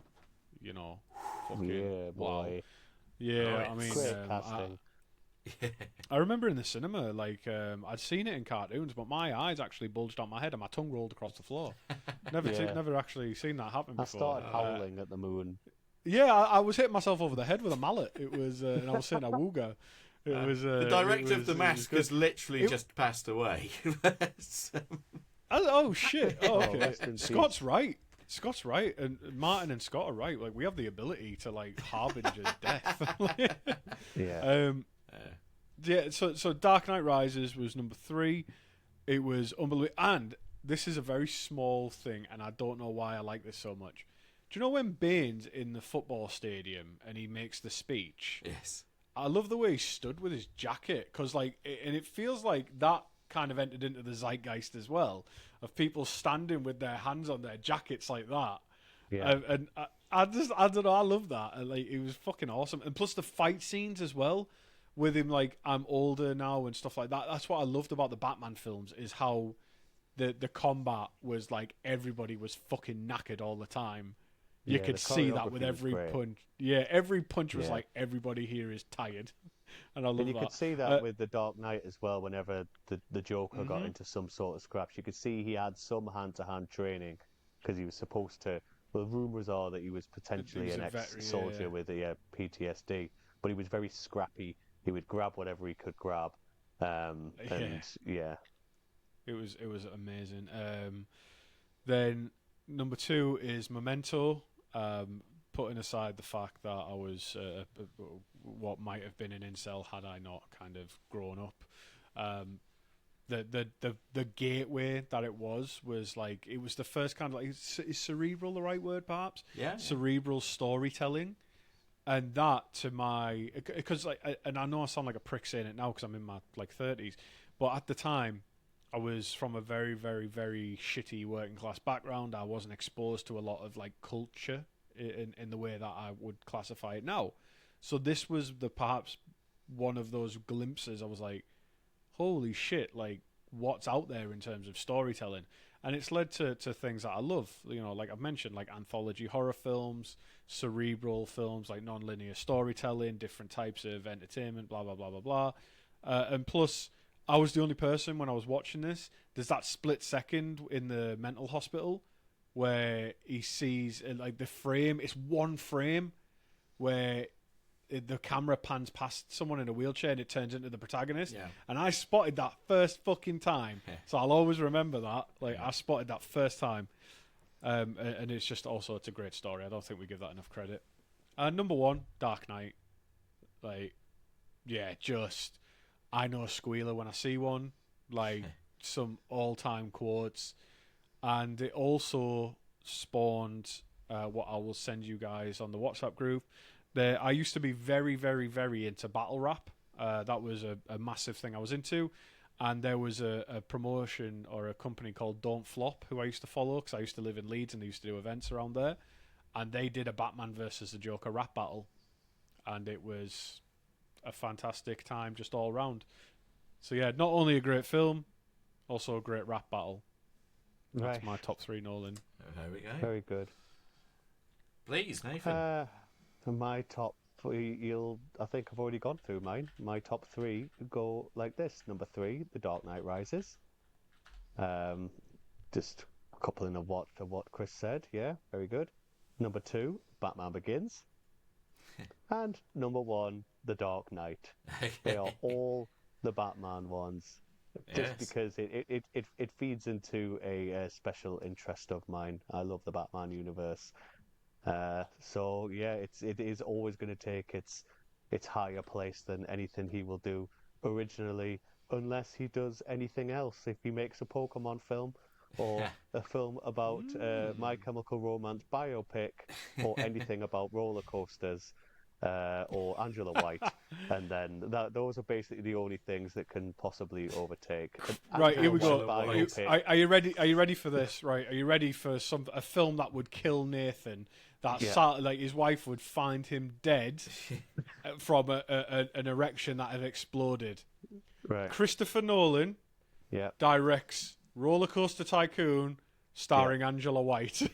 Yeah, that sounds great. And the music is all 8-bit Pokemon in the My Chemical Romance covers. It's 8-bit covers of My Chemical Romance. Yes. As Gerard Way personally looks into the camera and says, "This is for you, Nathan." This is for you, Nathan. And the score is also Hans Zimmer did them all as well. And the rides, every ride comes with a 20-minute explanation of how it's engineered. That's all it is, yeah. It just goes deep into the manufacture of the chains and everything like that. That sounds great. I would watch that. You and Susie Edwards, clearly. Yes. Yes. I've made a friend, a roller coaster friend. I can't wait to talk to her about that. Is that one of the comics? Indeed. Yeah. Right, John Hart's wife. Oh, okay. They were on the live stream, and then she started talking about Fast and Furious because I called one of the bins Bin Diesel. Bin Diesel, yes. Yeah. I remember that bit. We're talking about the Fast and Furious ride, and then she said it was her special interest, so I got giddy. And then she said about My Chemical Romance, and then I got even giddier. So I'm going to actually just marry her. I might just steal her from John. Just going to kill John Hart, and then... I'm not going to kill him. We'll just have an affair. Okay, well, before any more crimes are revealed, my top three, I've got I've got at number 3, The Dark Bye, Knight. everybody. The Dark Knight. Number 2, Oppenheimer. And number 1, Memento. So there we go. Nice. Yeah, cool. Yeah. Yeah, I'm hosting the damn thing. Right? It doesn't matter if anyone asked. So, finally, a little game for you guys. We're gonna play a game called Play Your Nolan Collaborators Right. Good game, good game. I'm going to name some of the frequent collaborators, actors, who worked with Christopher Nolan, and you've got to tell me if their film percentage is higher or lower than the previous collaborator. Okay, as in the classic game with that guy who somehow was never outed as a wrong'un. So, there's time. There's time, I suppose. So, we're going to start off with Matt Damon as our central collaborator, who was in 3 Christopher Nolan films. Okay. And if we turn the card over, we've got the chameleon actor Gary Oldman. Gary Oldman. So, do we? Is it going to be higher or lower the number of collaborations he's done with Christopher Nolan? Can I go first? By all means. I would have to say it's higher, because if Matt Damon's been in 3, and has collaborated in 3, Gary Oldman has definitely been in 3, being the Batman films. So it's got to be, unless there was an option to stick and that it was completely the same. No. You don't get anything for a pair. Not in this game. No. Great. So you've gone higher, Chris? I think higher. Yeah. Higher? I'm gonna. Yep. Yeah. You're both correct. It's 4. Nathan correctly identified he was in all of the Dark Knight trilogy. He also played President Truman in Oppenheimer. That's correct. Yes, he did. So we move on from Gary Oldman to Sir Kenneth Branagh. Both of whom also in the Harry Potter franchise. Yeah, isn't he Lockhart? He is, yes. Lockhart, yeah. He is. Isn't he is this like I always find this very jarring in a cognitive way. Kenneth Branagh, like the acclaimed director, Yes. played Gilderoy Lockhart. Yes. Fuck me. That's like do you know when you find out like Jack Gleason's actually like a nice person. Like it's so fucking jarring. Yeah. How, the how famed good that is. Shakespearean actor and director Kenneth Branagh played Gilderoy Lockhart, and Unreal. many more. So good. What do you think, Chris? Higher or lower than Gary Oldman on 4? I'm going to say lower because I'm convinced that years from now people will find out that Gary Oldman is in other roles in Christopher Nolan films and we just never noticed because that guy just disappears into every role he does. So I like the logic. Yeah. Yeah, I'm going to say lower. Nathan? I'm going to agree. There are only 3 that I can think of. He was in Oppenheimer, he was in Dunkirk, and he was in that other film that we don't talk about. Tenet. You're absolutely correct, Nathan and Chris. It is lower on 3. So we go from Sir Kenneth Branagh to Sir Michael Caine. Higher or lower than Kenneth Branagh? Higher. Gotta be higher. Yeah, it's gotta Michael be. Caine. Once again, he's in all 3 Batman films. So, because you get nothing for a pair, it can't be Correct. lower than 3. It's got to be higher. He's in The Prestige actually as well, and he was in Inception. Was he in Interstellar? Was he in Tenet? He was in Tenet. Bloody hell! Yes, Yeah, he's the answer is hot. higher. He is Nolan's most frequent collaborator with 8 films. He was in Wow. all of the Dark Knight trilogy.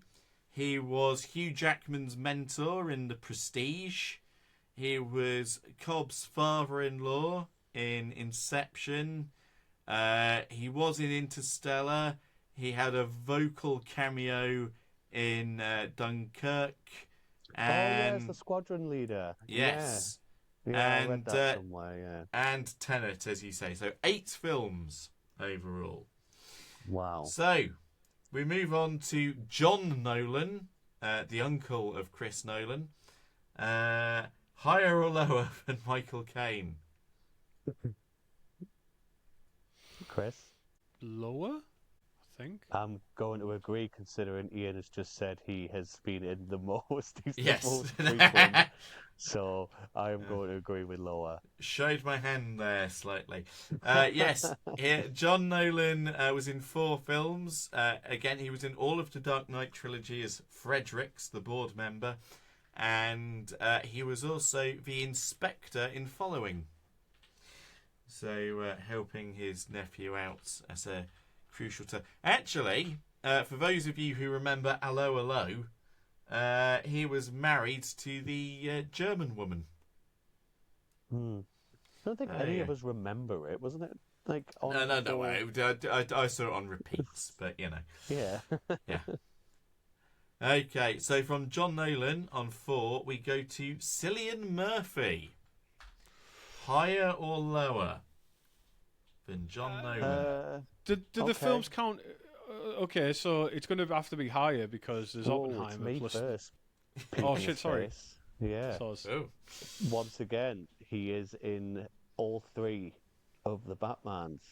He has the smaller parts in the other 2 at the beginning of The Dark Knight, where Batman is famously thwarting the copycat vigilantes and saying, "I'm not wearing hockey pads." And one of my And favorite jumps on Batman his van. quotes. yeah. And and then That- Cillian those- is also the- in Inception. He's also in Oh, yeah. Oppenheimer. He's in Dunkirk. Yeah, he's in many. That is all 6 of his things. Sorry, Chris, I cut you off, but you were have the same basically answer. agreeing. So from Cillian Murphy, and we will start with Chris. The next collaborator is Anne Hathaway. Anne Hathaway, higher or lower than Cillian Murphy, and you might be at a disadvantage in that you haven't seen the later films. 6 seems quite high, so I'm gonna go low. But I did want to I just want to say that I think those Batman films really nailed the Batman drop. Yeah. Just dropping off something. Yeah. I don't know how they did it so well, but it carries across it. I don't know why it's so visually pleasing, but it's lovely. But yeah, I'm gonna say lower. I don't think it's gonna beat 6. Surely not. It's not. If this was Johnny Depp and Tim Burton, you know, Yes. but it's not. Yeah. Nathan? Yeah, it's lower. I think she's been 3. I don't know. I haven't seen Odyssey. Is she in Odyssey? I don't think she's in Odyssey. I'm gonna say she's been in 3. You don't have to get the number necessarily, but are you No, happy with I'd like lower? to. I'm happy with lower. And you're correct on 3. She was Catwoman in The Dark Knight Rises. She was in Interstellar, and she played Penelope in The Odyssey. Oh, okay, cool. The long-abandoned wife of Odysseus. So from Anne Hathaway, we then go to Tom Hardy. Higher or lower? Right, so he was in Dark Knight Rises, he was in Dunkirk, he was in Inception, and is he in Odyssey, which makes the 4, so higher? Chris? So Dunkirk, you've mentioned Dunkirk, Dark Knight Rises. I think lower, or about the same. Chris, I'm going to give it to you because it is exactly the same. I know you're not meant to get anything for a pair, but I'm not Bruce Forsyth. It is 3. It is 3. He was in Inception, The Dark Knight Rises, and Dunkirk. That is the only basis that I didn't say it was the same. That is based on that rule is the only reason. Yeah, well, more fool you. Yours, moving man. on from there. From Tom Hardy, we go to Christian Bale. Higher or lower? This is an easy one. Higher. Way higher. Yeah, I mean, Well, actually, not way higher. It is higher, but it's only 4. It's the Dark Knight trilogy, and it's the Prestige. Oh, yeah, okay. oh, For some reason, I thought he was in more. Yeah, you'd think he Yeah. would be. But there we are. And finally, Christian Bale, we go to Morgan Freeman. Higher or lower? Forgan Meeman. is he in the Odyssey? The Dark Knights is. Oh wait, no, is he only in Dark Knight and Dark Knight Rises? Is he in Batman Begins? Yeah, Is he? Oh, okay. yeah. Makes the I Batman. know he plays Lucius. I know he's Lucius. Oh, yeah, of course. Hang on, I thought. Oh no, it's the tumbler we get in the Dark Knight. We get the Batmobile first, but then he gets the tumbler. The Tumbler is the Batmobile, but Yeah, I know, but like it gets upgraded in the second one, doesn't it? Like. well, it's more the Bat Pod in the Dark Knight, but Okay. Right. So that's 3. I think high. Oh, sorry, Nathan. No, I Just think it getting is your excited. turn. It is your turn. it is Yeah, your I turn. think. Yeah. I think higher. I think higher. Higher than Christian Bale's 4. I think so, but I might be wrong. Nathan? I'm going to interject and say lower. He is only in the Dark Knight trilogy. That is correct. He is only in the Dark Knight trilogy. And that is the end of Play Your Collaborators Rights. Thank you for playing. Technically, we both drew. I think we both drew that one. I was Just through the keeping score. nonsense of that previous question. The shenanigans. It's like mock the week. Nobody keeps count. It's all made up. Nobody I gives a do. shit. So, in closing, so again, I bring it up because Nolan is one of the modern day great directors, and you know, there's a good call for him, given the kind of track record of his filmography, in that there are very, very few duds. I mean, okay, Tenants, but there are very, very few duds in there. So I think if he keeps on his current trajectory, are we talking about putting him on the pedestal of Kubrick and Hitchcock and Trey Parker? I mean, Basketball is Yeah. seminal. I think yeah, gotta be, because like again, it just the stuff that's inspired around his works is unbelievable. Like again, we haven't talked about it nearly enough, in my opinion. It's just that to inspire a whole book comprised of essays from philosophers around the themes of your work is got to be like a director's dream on some level. That like people love your work so much that they do that. I mean, come on, that's fucking awesome. Yeah, he's an And artist, plus- isn't he? Yeah, and plus like he didn't make Shelley Duvall swing a fucking baseball bat 137 times. Like, you know, so Kubrick has some issues associated with his name, it's fair to say. yeah. Yeah. Nathan, final Yeah. thoughts? Final thoughts. Yeah, I think he's definitely one of, if not the best directors currently in the game. I think he shows that it's all about quality and not quantity. He takes a lot of extra care in things. Pretty much everything that he brings out is shit hot, apart from Tenet, but that's my own personal opinions. There's probably going to be people out there that really enjoy it. Just not my cup of tea. But yeah, big up Nolan. Can't wait to see what he does next. That's the thing. You never really know.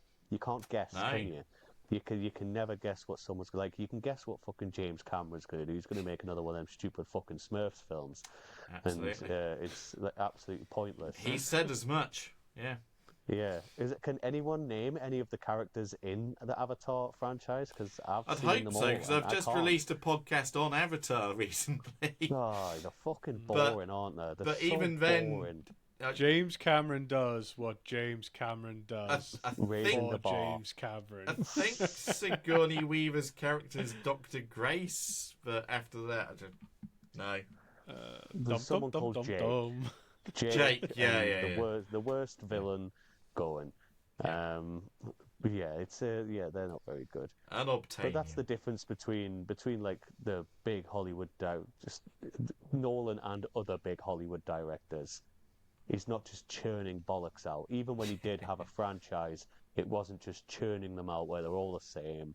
And there's a 45-minute segment of Batman on holiday, like there was in the second Avatar film, where they just went water skiing for a bit for 45 minutes. Sure. I was sat there thinking, what the fuck am I watching this for?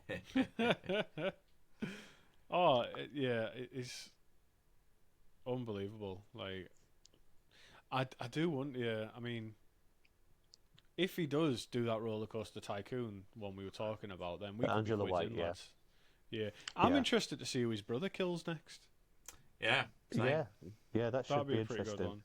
I'd like Yeah, them to can we do put a requests full-on in? biopic of his brother murdering people. Who would you request? Who would you want his brother to kill next?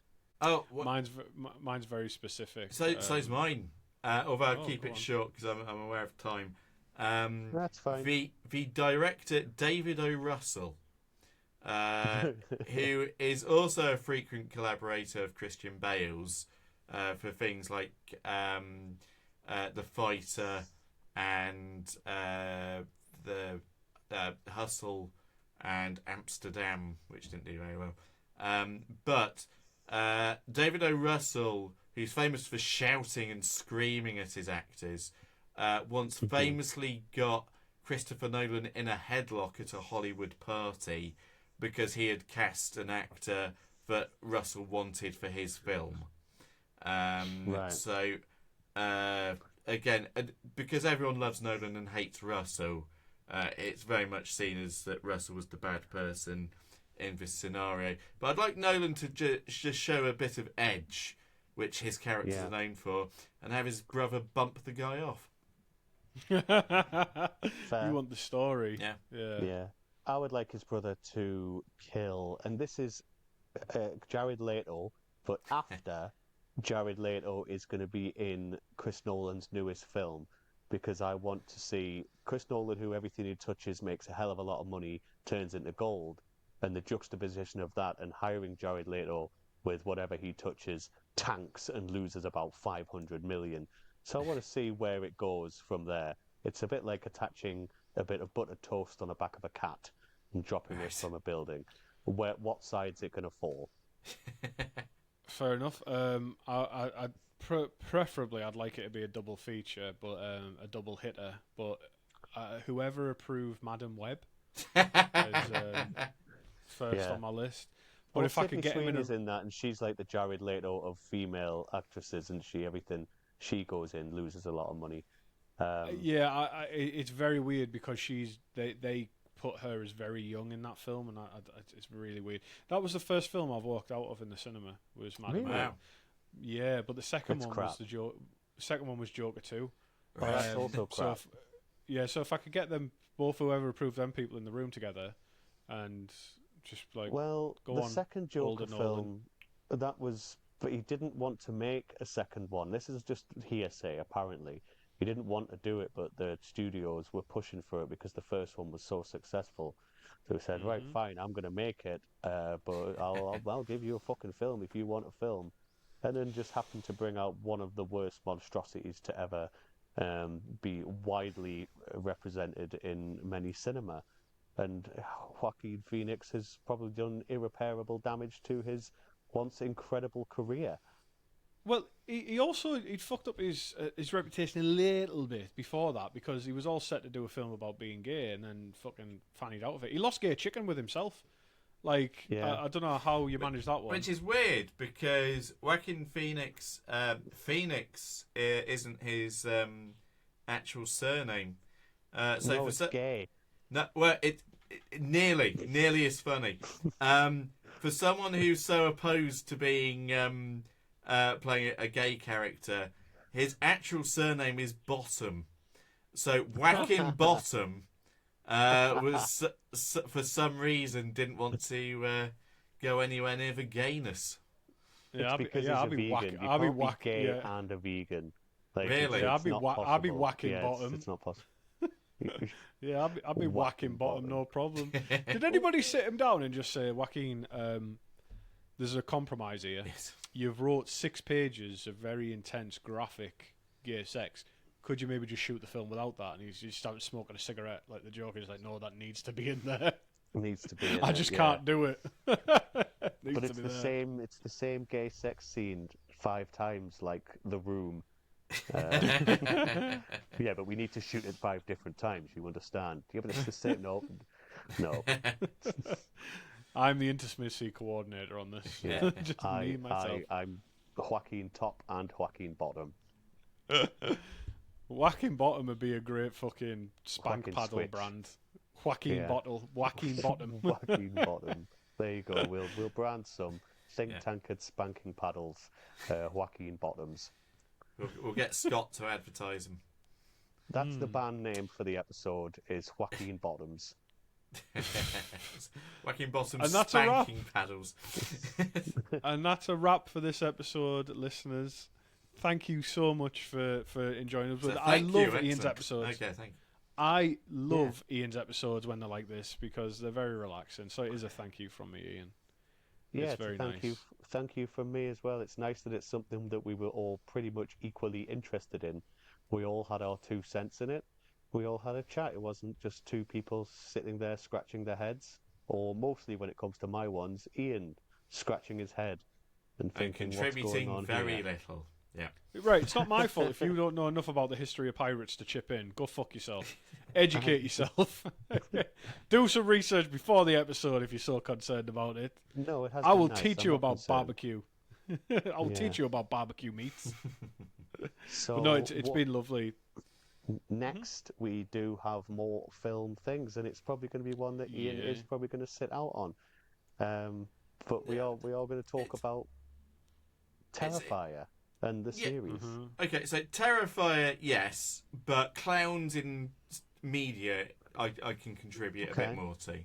Yeah. Okay, we will go into some of that.